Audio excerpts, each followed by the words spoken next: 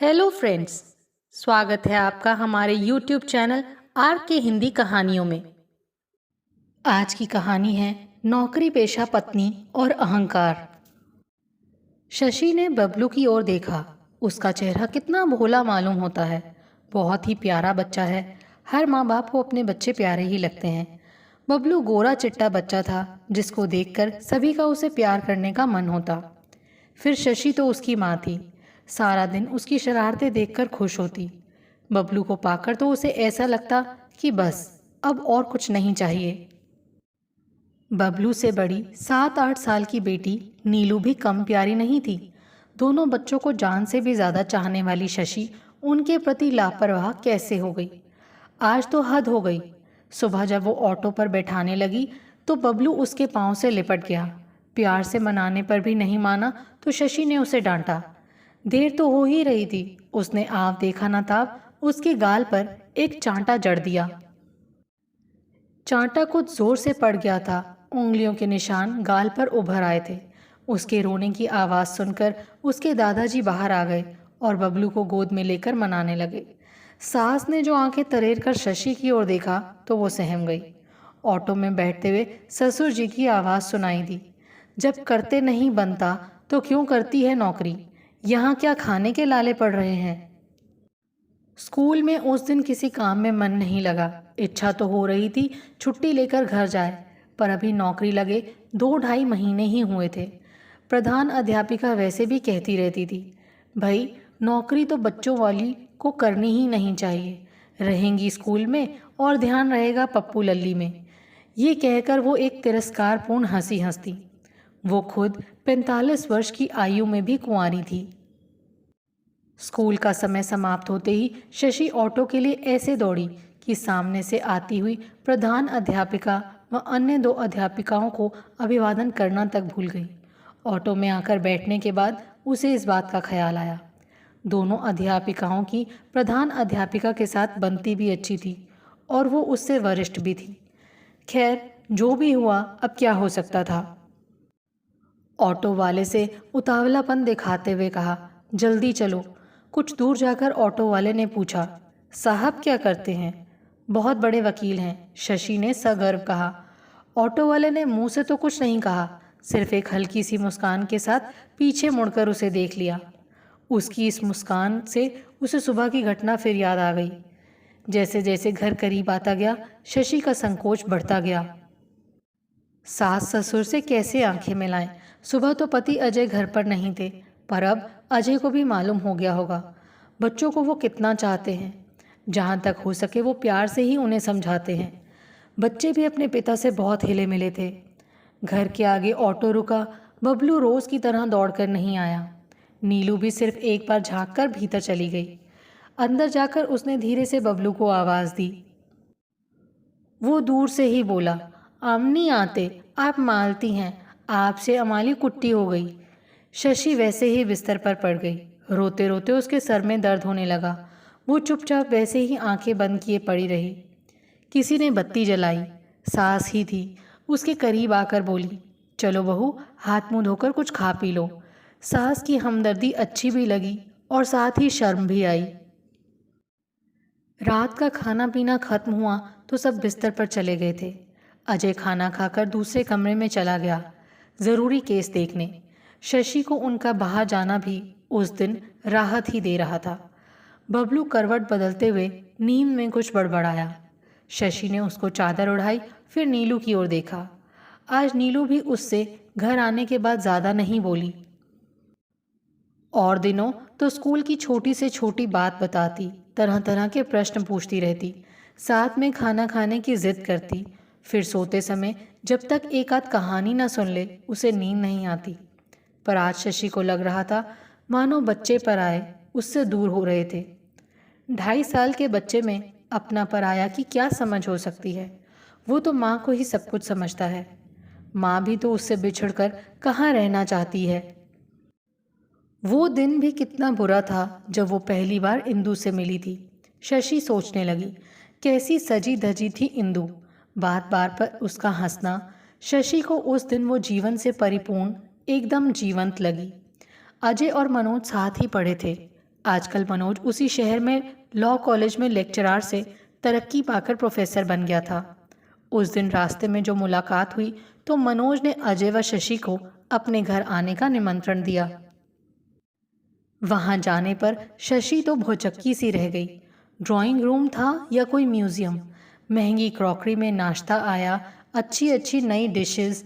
शशि तो नाश्ते के दौरान कुछ अधिक नहीं बोली, पर इंदु चहकती रही। शायद भौतिक सुख से परिपूर्ण होने पर आदमी वाचाल हो जाता है। इंदु किसी काम से अंदर चली गई। अजय और मनोज बीते दिनों की यादों में खोए हुए थे। शशि सोचने लगी, उसका पति भी वकालत में इतना तो कमा ही लेता है जिससे आराम से रहा जा सके।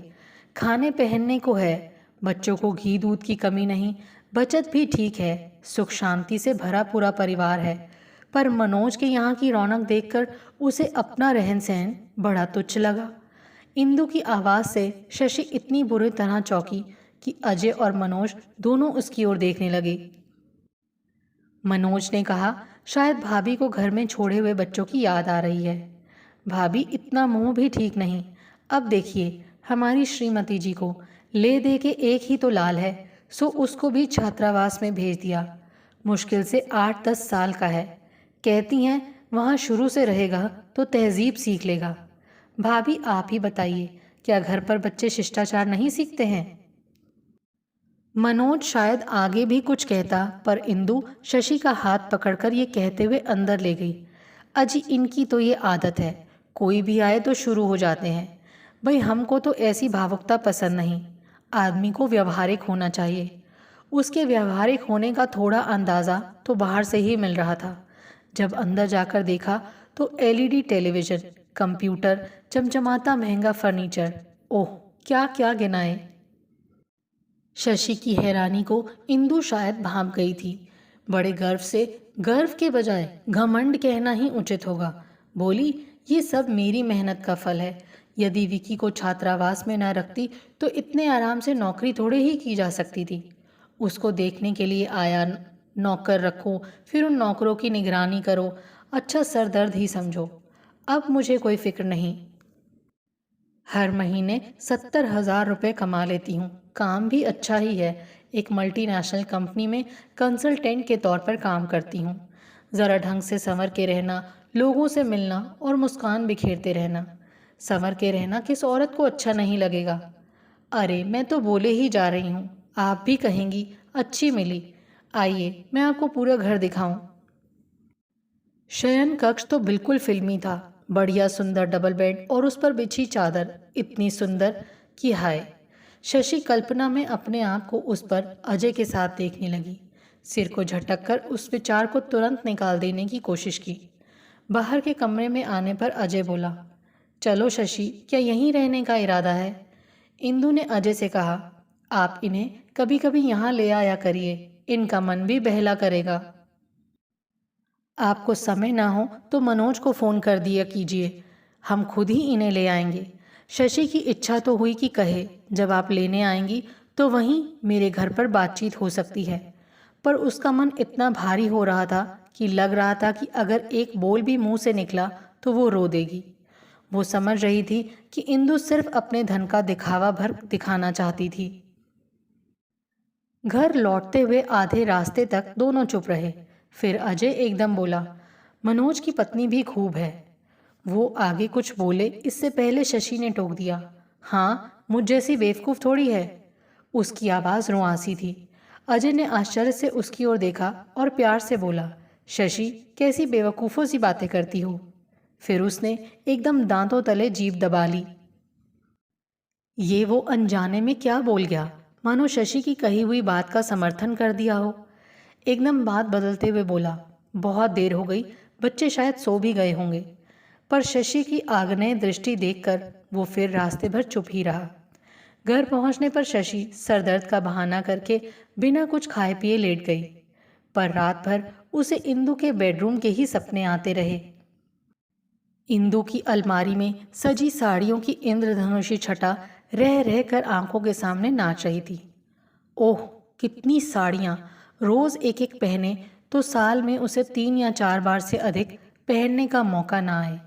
अब तो उनकी दूसरी कार भी आने को है। वैसे तो कई लोगों के अच्छे व बड़े घर, कार सब देख चुकी है। खुद उसके भाई साहब के पास कार है, पर वो बहुत बड़े इंजीनियर हैं। अपने पति की बराबरी में तो जो भी हैं, सबका रहन सहन करीब करीब एक सा ही है। शशि ने ये नहीं सोचा था कि उसकी बेचैनी एक दिन उसे नौकरी करने पर मजबूर कर देगी। आवेदन देने के पहले कई दिन तक ऊहा-पोह में पड़ी रही। 2.5 साल का बबलू उसे कौन संभालेगा? सासू माँ बूढ़ी हैं। अजय से जब राय मांगी तो उन्होंने भी यही कहा, भाई, परिस्थितिवश नौकरी करना बुरी बात नहीं है, पर तुम्हें नौकरी की क्या जरूरत पड़ गई? कम से कम बबलू ही कुछ बड़ा होकर स्कूल जाने लगे तो ठीक है, फिर आगे तुम्हारी इच्छा। सास ससुर ने भी कहा, बहू, बबलू को तो हम संभाल लेंगे, हमारा और है ही कौन, पर तुम्हारा शरीर भी तो दोनों भार को सहन कर सके तब ना। जो भी करो सोच समझ कर करो। पर उसके सर पर तो जैसे जुनून सवार था। 6-7 दिन तो स्कूल में बबलू की खूब याद आती थी, फिर ठीक लगने लगा। पर रोज स्कूल से लौटकर जब घर में कदम रखती तो घर की कुछ अव्यवस्था मन को खटकती। एक दिन जब वो स्कूल से लौटी तो घर में कोई मेहमान आए हुए थे। काम वाली घर पर नहीं थी तो नीलू उनको पानी दे रही थी। नीलू को देखते ही उसका गुस्सा 7वें आसमान पर आ पहुंचा। बाल बिखरे हुए, फ्रॉक की तुरपन उधड़ी हुई, हाथ में पेंटिंग कलर लगे हुए थे। अजीब हाल बना रखा था। नीलू को बगल से पकड़कर खींचते हुए वो अंदर ले गई। उसका तमतमाता चेहरा देखकर वहां का वातावरण एकदम बोझिल हो गया। नीलू सुबकती हुई एक कोने में खड़ी हो गई। उस समय शशि को अपनी गलती का ख्याल नहीं आया, बल्कि उसे सब पर गुस्सा आया कि सब उससे खार खाए बैठे हैं और जानबूझकर उसका अपमान करना चाहते हैं। पर आज लगता है वास्तव में उसने अपनी नौकरी के आगे बाकी हर बात को गौण समझ लिया। पहले वो अजय के मोजे, रुमाल देखकर सब रख दिया करती थी। उसके कपड़ों पर प्रेस, बटन आदि का भी ध्यान रखती थी। दोपहर के समय बच्चों के पुराने कपड़ों को बड़ा करना, मरम्मत करना, काफ़ी कुछ काम कर लेती थी। अब तो अजय अपने हाथ से बटन लगाना आदि छोटी मोटी मरम्मत कर लेता है, पर मुंह से कुछ नहीं बोलता। बबलू भी इन 2 ही महीनों में कुछ दुबला हो गया है। दादी दूध दे सकती हैं, खिला सकती हैं, प्यार भी बहुत करती हैं, पर माँ की ममता व आरंभिक शिक्षा और कोई थोड़े ही दे सकता है। फिर उसके कमाने से क्या फ़ायदा हुआ, सिवाय इसके कि घर का खर्चा पहले से बढ़ गया। सब कपड़े धोबी को जाने लगे और कपड़ों का नुकसान भी ज़्यादा होने लगा। अब मेहरी को भी काम बढ़ जाने से ज़्यादा पैसे देने पड़ते थे। ऑटो का खर्च अलग, इस प्रकार तो मासिक खर्च बढ़ ही गया। इसके अलावा घर और बच्चे अव्यवस्थित हो गए सो अलग। सास बेचारी दिन भर काम में पिसती रहती और जब नहीं कर पाती तो बड़बड़ाती रहती। इन 2 महीनों में घर की शांति भंग हो गई। जिस पर उसने जो कल्पना की थी कि अपनी तनख्वाह से घर की सजावट के लिए कुछ खरीदेगी, उसे कार्य रूप से परिणत करना कितना मुश्किल है, ये उसे तुरंत पता लग गया। उसे कुछ कहने में ही झिझक हो रही थी, कहीं अजय ये ना समझ ले कि उसने सिर्फ इन दिखावे की चीज़ों के लिए ही नौकरी की है। अजय के मन में हीन भावना भी आ सकती है, पर यह सब उसे पहले क्यों नहीं सूझा। खैर, अब तो सुध आई, बाज आई ऐसी नौकरी से, उसने मन ही मन सोचा। बच्चे ज़रा बड़े हो जाएं तो देखा जाएगा। अगले दिन उसने अजय के चपरासी के हाथों 1 महीने का नोटिस देते हुए अपना त्याग पत्र तथा 1 दिन के आकस्मिक अवकाश की अर्जी भेज दी। अजय ने यही समझा कि शायद तबीयत खराब होने से 1-2 दिन की छुट्टी ले रखी है। बादल उमड़ घुमड़ रहे थे और बारिश की हल्की हल्की बूंदें भी पड़नी शुरू हो चुकी थी। बहुत दिनों बाद उस रात को दोनों चहलकदमी को निकले। अजय ने पूछा, क्यों, अचानक तुम्हारी तबीयत को क्या हो गया? तुमने कितने दिन की छुट्टी ले ली है? शशि बोली, हमेशा के लिए। अजय परेशान सा उसकी ओर देखने लगा। सच? शशि, सच, अब तुम स्कूल नहीं जाओगी? चलो, अब कमीज पैंट में बटन नहीं टांकने पड़ेंगे। धोबी को डांटने का काम भी अब तुम संभाल लोगी। हाँ, अब रात को थके होने का बहाना भी नहीं कर सकती। पर ये तो बताओ, नौकरी छोड़ क्यों दी? शशि उसके उतावलेपन को देखकर हंसते हुए मजा ले रही थी। उसे पति पर दया भी आई। बोली, हाँ मुझे नौकरी नहीं छोड़नी चाहिए थी, जनाब दर्जी तो बन ही जाते। अजीब आदमी हो, कम से कम एक बार तो मुँह से कहा होता कि शशि, तुम्हारे स्कूल जाने से मुझे कितनी परेशानी होती है। डियर, हम तो शुरू से कहना चाहते थे, पर हमारी बात आपको तब जचती थोड़े ही। हमने भी सोचा कर लेने दो थोड़े मन की, अपने आप सब हाल सामने आएगा तो जान जाएगी। पर यह उम्मीद नहीं थी कि तुम इतनी जल्दी नौकरी छोड़ने को तैयार हो जाओगी। खैर, तुमने अपनी परिस्थिति पहचान ली तो सब ठीक है। फिर थोड़ा रुक कर बोले, हाँ शशि, सद्गृहिणी बनना कितना कठिन है। तुम जब अपने इस दायित्व को अच्छे से निभाती हो तो मुझे कितना गर्व महसूस होता है, मालूम है। ये मत सोचो कि मैं तुम्हें घर से बांधने की कोशिश कर रहा हूँ। मेरी ओर से पूरी छूट है, तुम पढ़ो लिखो कुछ नया सीखो, पर अपने दायित्व को समझकर। फिर कुछ दूर दोनों मौन चलते रहे। अजय को लग रहा था कि शशि कुछ पूछना चाह रही है, पर हिचक रही है। 2-3 बार उसने शशि की ओर देखा, मानो हिम्मत बंधा रहा हो। इंदु को देखकर आपको ये नहीं लगता कि वो कितनी लायक औरत है? उसने अपना घर कैसे सजा लिया है। तब आपको मुझ में कमी नहीं लगती? आखिर शशि ने पूछ ही लिया। अजय इतना खुलकर हंसे कि राह के इक्का दुक्का लोग भी मुड़कर उनकी ओर देखने लगे। आखिर हंसने का ये कैसा और कौन सा मौका है, शशि समझ नहीं पाई। जब उनकी हंसी रुकी तो बोले, तुमको क्या लगता है कि मनोज बहुत खुश है? वो क्या कह रहा था मालूम है? यार, जबान का स्वाद ही चला गया। मनपसंद चीज़ें खाए तो अरसा हो गया। श्रीमती जी दफ्तर से आकर पराठे सेक देती हैं बस। इतवार के दिन वो छुट्टी के मूड में रहती हैं। देर से उठना, आराम से नहाना धोना, फिर होटल में खाना, पिक्चर, बस। यार तू बड़ा सुखी है। यहाँ तो हर महीने माँ बाप को रुपए भेजने पर टोका जाता है। आखिर माँ बाप के प्रति कुछ फर्ज भी तो है कि नहीं? और सुनोगी? उस दिन हमारे बच्चों को देखकर क्या बोला, यार तुम्हारे बच्चे कितने सलीके से रहते हैं। इच्छा तो होती है कि इंदु को बताऊं कि देखो, इन बच्चों को शिष्टाचार की कोई सीख कॉन्वेंट या पब्लिक स्कूल से नहीं, बल्कि माँ से सिखाने से मिली है। मैंने ये सुनकर कैसा अनुभव किया होगा तुम अनुमान लगा सकती हो। यही तुम्हारी जीत थी, और तुम्हारी जीत यानी मेरी जीत। इंदु की आधी तनख्वाह तो अपनी साड़ियों, मेकअप, होटल और सैर सपाटे में खर्च हो जाती है। बेटे को छात्रावास में रखने का खर्च अलग। उसमें अहम की भावना है, और मेरे की भावना से ग्रस्त वो यही समझती है कि उसके नौकरी करने से ही घर में इतनी चीज़ें आई हैं। जहाँ ये मेरे की भावना आई, घर की सुख शांति नष्ट समझो। कुछ रुक कर अजय बोले, चलो शशि, अब घर चलें, काफ़ी दूर निकल आए हैं। फिर धीरे से बोले, आज के बाद रात को थकान का बहाना नहीं चलेगा। शशि को गुदगुदी सी हुई, और बहुत दिनों बाद उसके मन में बसी बेचैनी दूर जाती लगी। दोस्तों, आपको ये कहानी कैसी लगी? इसका अंत आपको कैसा लगा? प्लीज़ कमेंट करके ज़रूर बताएं। आपके सुझाव मेरा हौसला बढ़ाएंगे ताकि मैं एक बेहतर तरीके से आने वाली कहानियाँ प्रस्तुत कर सकूं।